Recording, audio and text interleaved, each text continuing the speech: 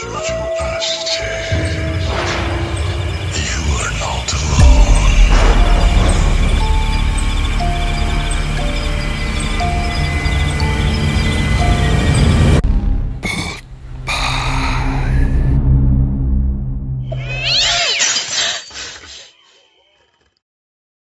আমাদের চারপাশে ঘটে যাওয়া কিছু অস্বাভাবিক এবং ভয়ঙ্কর অভিজ্ঞতা নিয়ে আমরা আসছি আপনার সামনে। তাহলে আর দেরি কিসের? আলো নিভিয়ে শুনতে থাকুন আমাদের আজকের এপিসোড। আমরা বিভিন্ন সময় বিভিন্ন ঘটনা নিয়ে আপনাদের সামনে হাজির হই। ব্ল্যাক ম্যাজিক যারা করে তাদেরকে কেমন মানুষ মনে হয়? আজকের আমাদের ফেসবুকে যে পোস্ট আছে সেই পোস্টের নিচে আপনারা জানিয়ে দিন সেটা, এবং সেই সাথে আমরা সবাই মিলে একটা শপথ করতে পারি যে আমরা কোনোদিন এই ধরনের খারাপ কোনো কাজ কখনো করব না, এইরকম ধরনের খারাপ কাজ করে অন্যকে ক্ষতিগ্রস্ত করব না। কারণ ব্ল্যাক ম্যাজিক যিনি করেন তিনিও কিন্তু সমানভাবেই ক্ষতির সম্মুখীন হন। তাকেও অনেক কিছু হারাতে হয় জীবন থেকে। এবং দেখেন, যারা ব্ল্যাক ম্যাজিক করেন বা সমস্ত কালো জাদু চর্চা করেন তারা কিন্তু জীবন থেকে বিচ্ছিন্ন। তারা বেশিরভাগই পরিবার থেকে বিচ্ছিন্ন এবং তাদের মৃত্যু হয় নির্মম মৃত্যু। তো আমরা এই সমস্ত কাজ থেকে দূরে থাকবো। আমি প্রতি মুহূর্তে নিজেকে পরিবর্তন করি, প্রতি মুহূর্তে নিজেকে ডেভেলপ করি শুধুমাত্র আপনাদের যোগ্য হওয়ার জন্য, আপনাদেরকে এতটুকু বেশি আনন্দ দেওয়ার জন্য। যেদিন এপিসোড ভালো হয় তার পরের দিনের চ্যালেঞ্জটা কিন্তু আরো অনেক বেশি, অর্থাৎ আজকের এপিসোডটি আরো বেশি ভালো হতে হবে, তাই না? যাই হোক, আমরা যে প্রসঙ্গে ছিলাম সেই প্রসঙ্গে থাকি। আমরা ছিলাম ব্ল্যাক ম্যাজিকের প্রসঙ্গে, এবং ব্ল্যাক ম্যাজিক কি জঘন্য সেটা আমরা সবাই জানি, এবং আশা করছি যে এই ঘটনাটি আপনাদের ভালো লাগবে। আমাদের কাছে আরো অনেকগুলো ঘটনা রয়েছে বিভিন্ন বিষয়ে, বাংলাদেশের বিভিন্ন প্রান্ত থেকে আসা, এবং আমি যেটা বলছিলাম যে জমিদার বাড়ি থেকে শুরু করে সব ধরনের ঘটনায় আমরা আসি আমাদের আজকের ঘটনা। আমি সিলেটের মহিলা থেকে বলছি। শুরু থেকেই শোনা ভূত এফএম এর আগে অনেক বছর ধরে শুনে আসছি।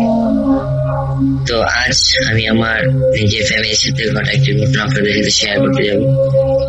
তো সম্ভবত কারণে আমি আমার নাম, ঠিকানা কোনো কিছু বলছি না, আমি সরাসরি ঘটনা চলে যাচ্ছি। ঘটনাটি 2015 সালে কোন একটি রাতে ঘটেছিল। সব অন্যান্য দিনের মতনই আমি নিজে খাওয়া দাওয়া শেষ করে ঘুমোতে গেলাম। হঠাৎ মাঝরাতে আম্মুর ঘুমানোর শব্দে আমার ঘুমটা ভাঙে। তো আমি সরাসরি আম্মুর রুমে চলে যাই, আম্মু আব্বু রুমে চলে যাই। তো ওখানে গিয়ে আসলে ভাই দেখলাম যে আম্মু ওয়াশরুমের যে ফ্লোরটা ওইখানে বসে প্রচুর বমি করতেছিল। তারপর অবস্থা অবনতি দেখে আম্মুকে নিয়ে সরাসরি ডাক্তারের কাছে চলে যায় তখনই। তো আম্মুর সমস্যাটা বেসিক্যালি ছিল, আম্মু যেটা বললো যে মাথা ঘুরাচ্ছিল হঠাৎ করে, মানে একদম সুস্থ ছিল। আমরা সবাই একসাথে রাতে টেনে পেলাম, একদম আম্মু ঘুরতে গেল। ঠিক ফজরের আগে ঘটনা, আম্মু নামাজ পড়ার জন্য উঠেছিল, হঠাৎ করে আম্মুর মাথা একটা ঘুরান দেয়। তো মাথা ঘুরে আম্মু ফ্লোরে পড়ে যায়। ফ্লোরে পড়ে আম্মু কোন রকমে বাথরুমের কাছে গিয়ে প্রচন্ড বমি করতে থাকে। আর আম্মু বললো যে প্রচন্ড পেটে ব্যথা ছিল আর বমি ছিল, মাথা ঘুরছিল। তো ডাক্তারের কাছে নিয়ে যাওয়া হলো, ডাক্তার হসপিটালাইজড করার জন্য বলছিল।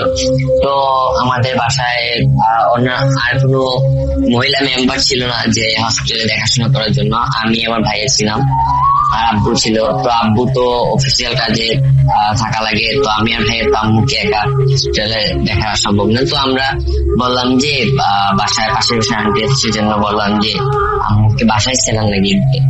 তো ডাক্তার এসে স্যালাইন লাগিয়ে দিলেন বাসায়।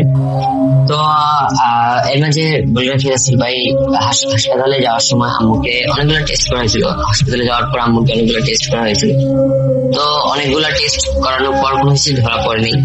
তো ডাক্তার বললেন যে স্যালাইনটা চলুক, আর যদি কোনো সমস্যা হয় তাহলে, যেহেতু হাসপাতাল থেকে আমাদের বাসাটা খুব কাছাকাছি ছিল, 5 মিনিটের দূরত্ব ছিল, সেজন্য ডাক্তার বললেন যে কোনো সমস্যা হলে যেন আমরা হাসপাতালে যোগাযোগ করে বানিয়ে।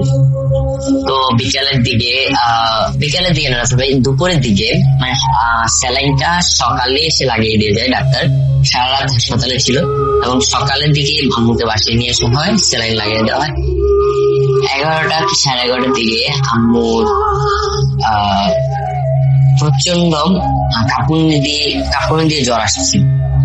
তো গরমের দিনে রাসেল ভাই আম্মু কম্বল গায়ে দিয়ে শুয়েছিল এবং হঠাৎ আম্মুর মুখ, শরীর সবকিছু কালো হয়ে আসছিল।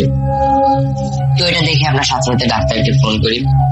ডাক্তার বলে স্যালাইনটা খুলে দিতে, আর যদি বেশি সমস্যা হয় তাহলে হাসপাতালে নিয়ে আসার জন্য। তো আমরা হাত পা মালিশ করে দিচ্ছিলাম, শরীর ঠান্ডা হয়ে আসছিল। তো সেই জন্য জ্বরটা তখন অনেকটা ছেড়ে দিয়েছিল, কিন্তু শরীর প্রচন্ড ঠান্ডা হয়ে গেছিল হঠাৎ করে। তো হাত পা মালিশ করে দিচ্ছিলাম রাসেল ভাই, তখন হঠাৎ আম্মু বললেন যে, আমাকে ইশারায় বললেন যে আমাদের আশেপাশে একজন আমাদের মসজিদের ইমাম রয়েছেন, তো ওনাকে ডাক দাও। তো আমি গেলাম, হুজুরের কাছে গেলাম, হুজুরকে বললাম সত্যি করে। হুজুর বললেন যে আসরের নামাজের পরে হুজুর আসবে। তো যথারীতি হুজুর আসলেন আমাদের পর। আসার পর হুজুর এসে বাসায় যখন আসলেন, আসার পর একটা দীর্ঘ নিঃশ্বাস ছাড়লেন। তারপর হুজুর আম্মুকে দেখলেন, দেখে একটা বোতলে পানি পড়া দিলেন, একটা তাবিজ দিলেন, আর বললেন যে পানি পড়াটা যখন খাবে, পানিটা হুজুরে যে পানিটা দিয়েছেন সেটা যখন খাবে, সে পানিটা খাওয়া মানে একটা নির্দিষ্ট টাইমে পানিটা খেতে হবে।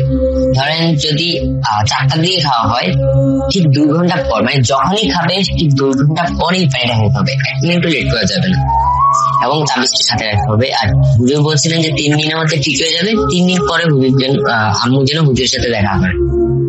তো এরকমই ওষুধ, তারপরে হুজুরের পানি একসাথে চলছিল সবকিছু। তো আল্লাহ রহমতে 3 দিনের ভিতরে আম্মু সম্পূর্ণ সুস্থ হয়ে যায়। তো আম্মু হুজুরের কাছে আবার যান। তো যাওয়ার পর হুজুর বললেন যে কিছুদিন আগে তোমাদের এই ফ্যামিলির একজন তোমাদের বাসায় আসছিল। তো বললে রাখি রাসেল ভাই যে আমাদের ফ্যামিলিতে আম্মু অসুস্থ হওয়ার আগের দিন আমাদের ফ্যামিলিরই একজন মেম্বার, আমি তার নাম উল্লেখ করছিলাম, সে আমাদের বাসায় এসেছিল। আসার পর আমাদেরকে দেখে শুনে মানে আমাদের সাথে আসে। আসার পর যেহেতু আমাদের আত্মীয়র মধ্যে, তো আসেন, আসার পর আড্ডা দেন, তারপর চলে যান নর্মালি এগুলো। হুজুর বলেন উনি যখন আসছিল, ওনার সাথে উনি কি বলবো রাসেল ভাই, আসলে এটা বলতে আমার গাটা কাঁটা দিয়ে ওঠে রাসেল ভাই। উনি নাকি কবর থেকে মাটি, মানে সদ্য দাফন করা কবর থেকে মাটি, উনি উলঙ্গ অবস্থায় ওই মাটিটা আনে এবং ওটা দিয়ে নানা রকম রিসোর্সের মাধ্যমে ব্ল্যাক ম্যাজিক করায়। আর ব্ল্যাক ম্যাজিক যার মাধ্যমে করায় সেটা হচ্ছে আসামের এক তান্ত্রিকের মাধ্যমে করায়, এবং এটা এমন ভাবে করায় যে ঠিক সময় মানে 2 ঘন্টা পর পর আম্মুর অবস্থা আরো অবনতি হবে। তো হুজুর বলে যে এতক্ষণে আম্মুর মানে যদি হুজুর বলেন, যখন বলেন যে হুজুর যখন দেখতে গিয়েছিলেন তখন এতক্ষণে আম্মুর মরে যাওয়ার কথা, কিন্তু একমাত্র আল্লাহ তাআলা। কারণ ভাই আসলে আমরা সবাই জানি যে বাচ্চা মরা সবাই আল্লাহর হাতে। আর হুজুর যেটা বললেন যে যেই তাবিজটা করা হয়েছে, যে ব্ল্যাক ম্যাজিকটা করা হয়েছে, ততক্ষণে আম্মু মরে যাওয়ার কথা, কিন্তু আম্মু 5 ওয়াক্ত নামাজ পড়তো, সবসময় কোরআন তেলাওয়াত করতো। সেই জন্য আল্লাহ অশেষ রহমতে আম্মু এখনো পর্যন্ত শত কষ্ট সহ্য করার পরও টিকে রয়েছেন। এবং হুজুর বললেন যে এটা ভাঙা হুজুর পক্ষে অনেক কষ্টকর ছিল হুজুর। তো এটা ভাঙার পর রাসেল ভাই, তো আম্মু চলে আসলেন বাসায়। বাসায় আসার পর আম্মু অনেকটা, আমরা সবাই ভেঙে পড়ি যে রাসেল ভাই আমাদের ফ্যামিলির একজন মেম্বার ফ্যামিলিগত শত্রুতার কারণে একটু খারাপ একটা কাজ করবে। রাসেল ভাই এটা যে মানে ওনাকে গিয়ে বলা হবে বা ওনাকে কোনো আইনি ব্যবস্থার মাধ্যমে কোনো কিছু করা হবে রাসেল ভাই, সেটা আসলে মানে কোন ভাবে হয়ে উঠছিল না। কারণ রাসেল ভাই এগুলা প্রুফ কারোর সাথে অনেক কেউ বিশ্বাস করে রাসেল ভাই, কেউ বিশ্বাস করে না, এগুলা প্রুফ হিসেবেও মানা হয় না রাসেল ভাই, আর এটা কোনো বিচারও নাই। তো যে করছে সে তো কুফরি করছে রাসেল ভাই। আমরা তো রাসেল ভাই এটা ইসলামিক মাইন্ডে, ইসলামিক শরীয়তের মধ্যে থেকে সেটা ফেস করতে হইতেছে, সেটাকে প্রতিরোধ করতে হইতেছে রাসেল ভাই। তো উনি এখন পর্যন্ত উনি সেই করে যাচ্ছে রাসেল ভাই, আর আমরা অসহায় মতো শুধু রাসেল ভাই সেটাকে সাফার করে যেতেছি রাসেল ভাই। এখনো আমাদের বাসায় অনেক অবিশ্বাস্যকর ঘটনা ঘটে, ফ্যামিলি মেম্বারের মধ্যে পরিবর্তন হঠাৎ করে চলে আসে, সবাই হঠাৎ করে রাগান্বিত হয়ে যায় একজন আরেকজনের উপর। তো রাসেল ভাই একটা মানুষের কতটা বিকৃত মস্তিষ্ক হলে একটা মানুষ আর একটা মানুষের উপর এই ধরনের আচরণ করতে পারে ভাই। আসলে রাসেল ভাই এটা আমার বোধগম্য আসে না যে কিভাবে মানুষ এটা করে। আর রাসেল ভাই যারা সাফার করে তারাই বুঝতে পারে যে ভাই এটা আসলে কতটা কষ্টকর, কতটা কষ্টদায়ক। রাসেল ভাই এমন একটা মাস নয় যে রাসেল ভাই যেটা আমাদের ফ্যামিলিতে ব্ল্যাকমেজিক করার পরে কোনো একটা প্রভাব পড়ে না। হয়তো ফ্যামিলি মেম্বারদের মধ্যে আমরা যারা ভাই আছি, আপু আছে, আম্মু আছে, ওদের মধ্যে ঝগড়া হয় বা আমরা কথা শুনি না আমাদের বাবা মা। তো রাসেল ভাই এরকম ভাবে চলতেছে দিনের পর দিন। আমাদের জন্য দোয়া করবেন, আর যদি কোনো আপনার কাছে ভালো সাজেস্ট থাকে যে কোনটা ভালো হুজুরকে দিয়ে আমরা একটা পার্মানেন্ট কোনো একটা করতে পারবো, তাহলে আমাকে অবশ্যই জানাবেন রাসেল ভাই। এই ছিল আমার ঘটনা। হুড.com জিগো। ধন্যবাদ রাসেল ভাই। আল্লাহ হাফেজ।